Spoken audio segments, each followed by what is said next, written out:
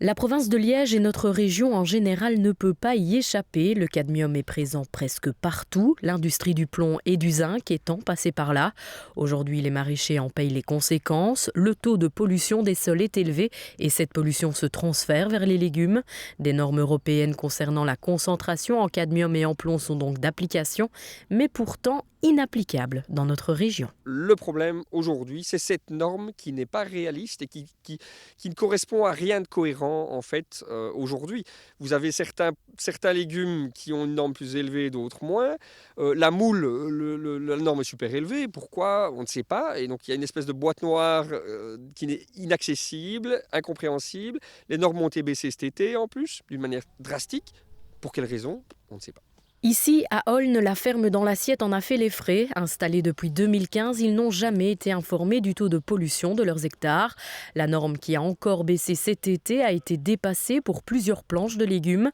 Frédéric et Jérôme ont donc préféré fermer, mais ils craignent aujourd'hui de perdre non pas leur job, mais tout leur projet de vie. Nous avons eu un contrôle AFSCA, alors que nous sommes installés depuis 2015, c'était notre premier contrôle AFSCA donc en 2021.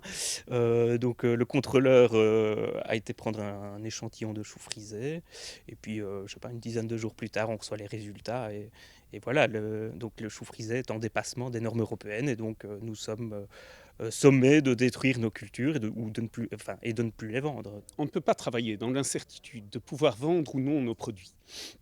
Donc ici, ce qui va se passer, c'est qu'on a mis énormément de légumes en analyse.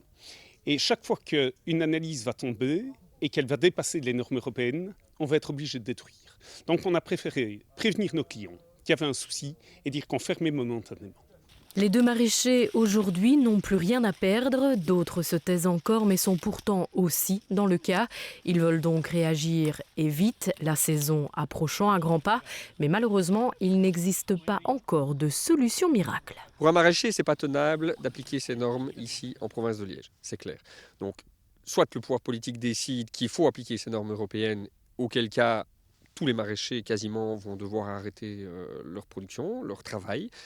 Et ce n'est pas seulement les maraîchers, c'est toute la microéconomie qui va autour. Et cette microéconomie, on pense que nous, c'est le monde de demain. Donc, c'est inscrit dans le plan de relance de la Wallonie. Donc les choix sont à faire, le politique doit assumer. Donc s'ils disent qu'on ferme tout, ils assument et ils le disent, mais ils ne laissent pas les petits maraîchers crever chacun de leur côté sans rien dire.